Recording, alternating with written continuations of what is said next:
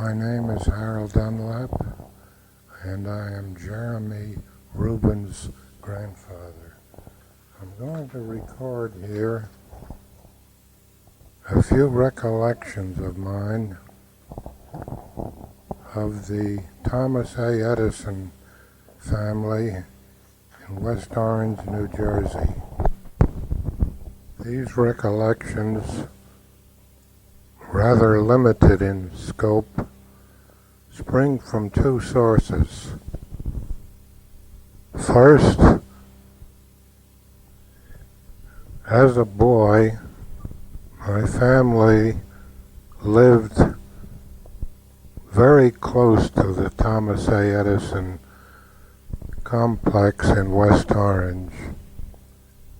And secondly, also in my boyhood and early manhood, Mrs. Edison was a faithful and active member of the church that our family attended, at that time known as the Methodist Episcopal Church in Orange.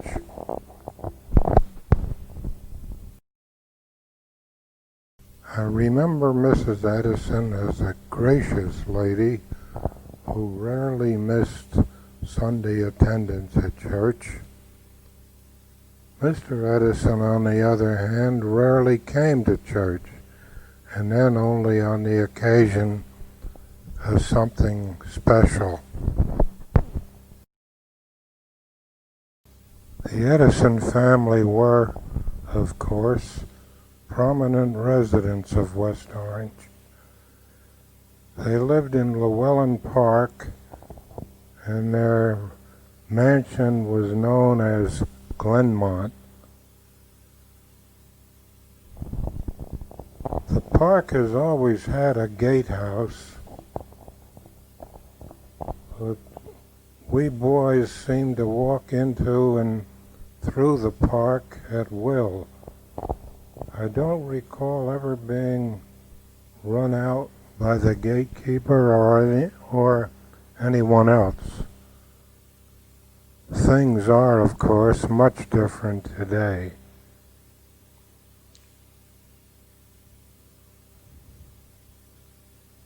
In nice weather, Mrs. Edison would usually drive herself to church in her battery-driven car. It had a tiller bar instead of a steering wheel, and on each side of the interior was a small vase of flowers. When she did not drive to church, she would be driven by a chauffeur in a gasoline car.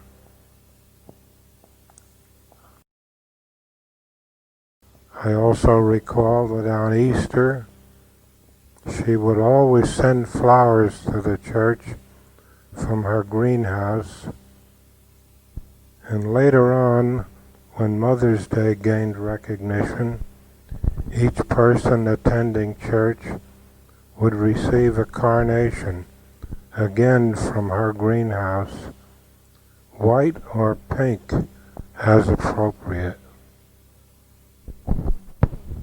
As I have said, Mr. Edison was not so visible.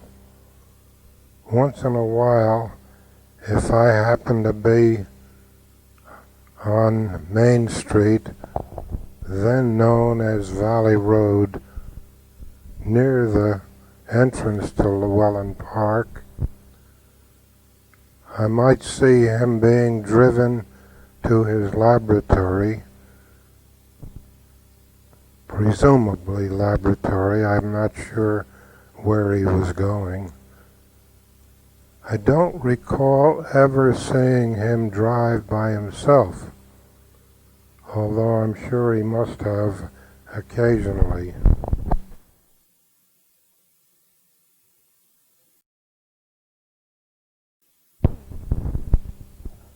The Edison Complex consisted of several large factory-like buildings at the end of Ashland Avenue. And as I have said, when I was a boy, we lived quite nearby. One of Thomas Edison's developments and invention was the Edison storage battery, and these were manufactured in a special plant in this complex. In 1914, a tremendous fire destroyed this plant, and I recall it rather vividly, even though I was only 4 years old at the time.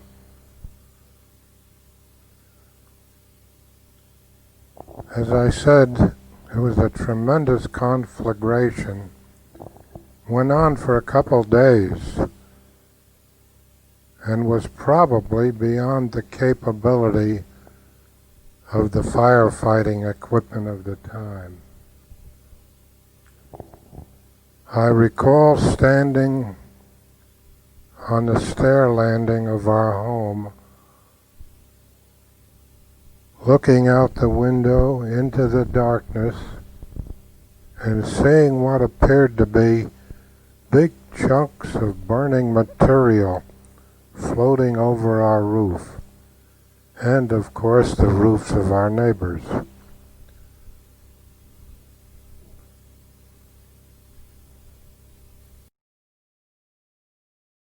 For at least one night, maybe more, my mother made us children go to bed with our clothes on in case we had to leave the house in a hurry. My dad at the time was employed at the John ORourke lumber yard, whose facilities were almost adjacent to the Edison buildings. And for 2 or 3 days, my dad stayed at the lumber yard, watering down the lumber piles and the roofs of the buildings. The horse barn was especially near to the fire.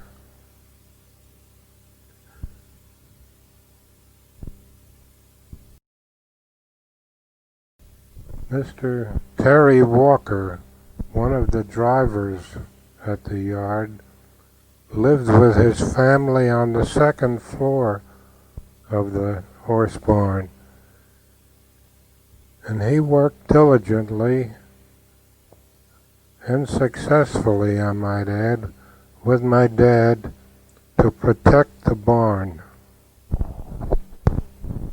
Sometime thereafter, I remember observing what must have been a wedding party of someone in the Edison family. I especially recall the vehicle they rode in. It was like a small bus, battery-driven, and it traversed our block a couple times, then returned to Llewellyn Park. In recent years, I mentioned this to Mr. Theodore Edison. He said it was unquestionably the occasion of the wedding of his sister, Madeline Edison Sloan. Theodore Edison was, of course, one of the sons of Thomas Edison. We know that Thomas Edison had much to do with the invention and introduction of motion pictures. And this, of course, at the time I'm discussing, was in its infancy. Down on Standish Avenue in West Orange, about 400 or 500 yards in from Park Avenue, stood a concrete building, not a huge building, but comparable in size to a good-sized house. And this was the Edison Film Laboratory. As I have said, Thomas Edison was an early experimenter and developer of motion pictures. And this was where the film was made and processed after exposure. Behind the building was a small pile of discarded film which attracted us boys. Once in a while we'd find a length of several exposed frames with the tiny negative of pictures. The film they used was, we discovered, highly flammable. We soon learned that twisting a piece of this film in a small piece of newspaper made, when the paper was lighted with a match, a very effective stink bomb, as we called it. The old film laboratory was demolished many years ago. Out on Valley Road, the Black Maria, which was what they called the movie studio built by Mr. Edison, was mounted on tracks so that it could be rotated for best sunlighting. It stood in front of Mr. Edison's experimental laboratory. As I said, on Valley Road near Lakeside Avenue. Today this is all part of the National Edison Historic Site. But when I was a boy, while we knew it was there, we had no idea what it was all about.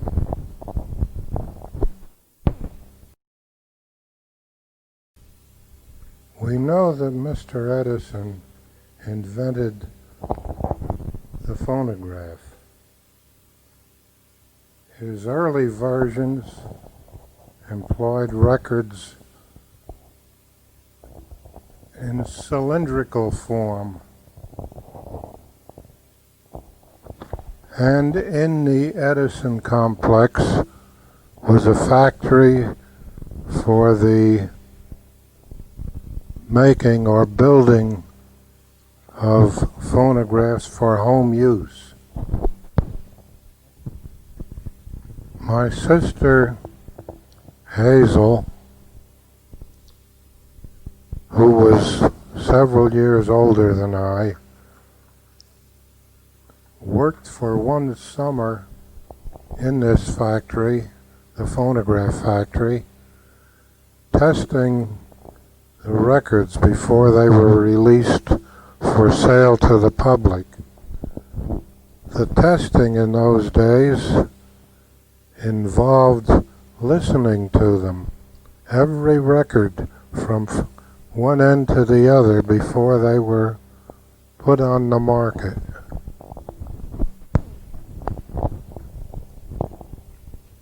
Some of the cabinetry on these phonographs were constructed by special cabinet makers who were quite accomplished.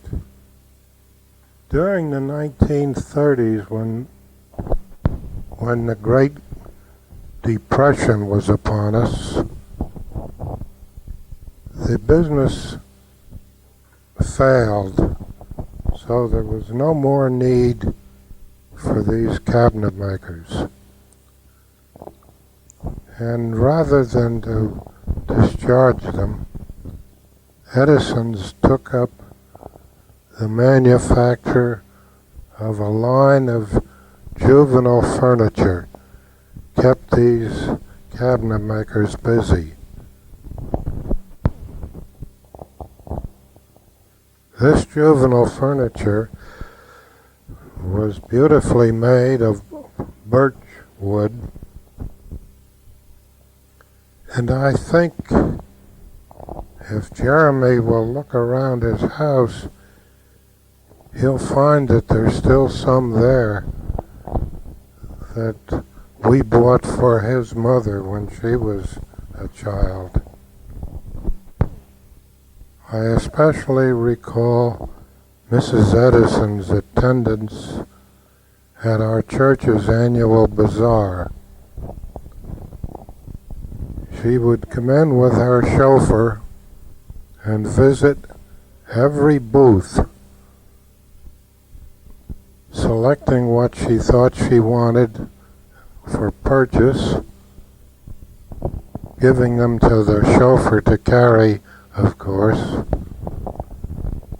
But she never left the booth, whether she purchased anything or not, without making a monetary contribution.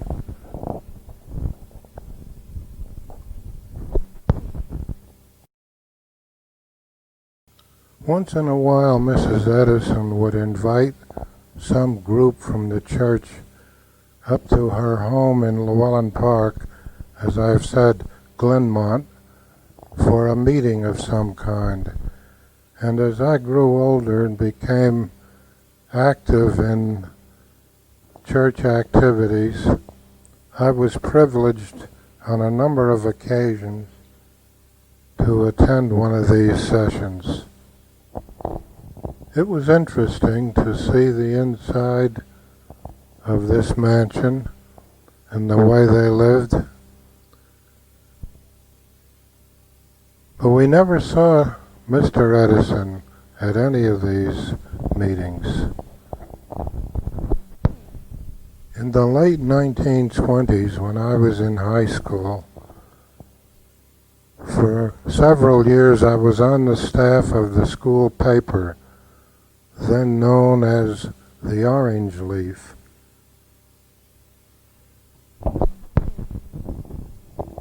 One year,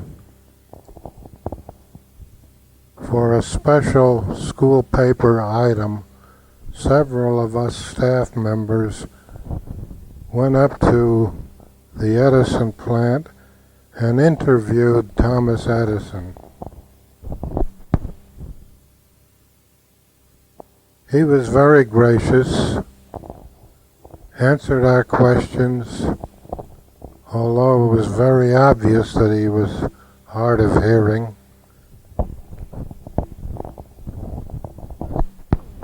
And gave us an autographed greeting to the school class of 1927. I think Jeremy has a copy of this with Mr. Edison's signature affixed to it. And this concludes my recollections of things about the Edisons, stemming from my having grown up, or at least spent early boyhood in the area of the Edison family and factories.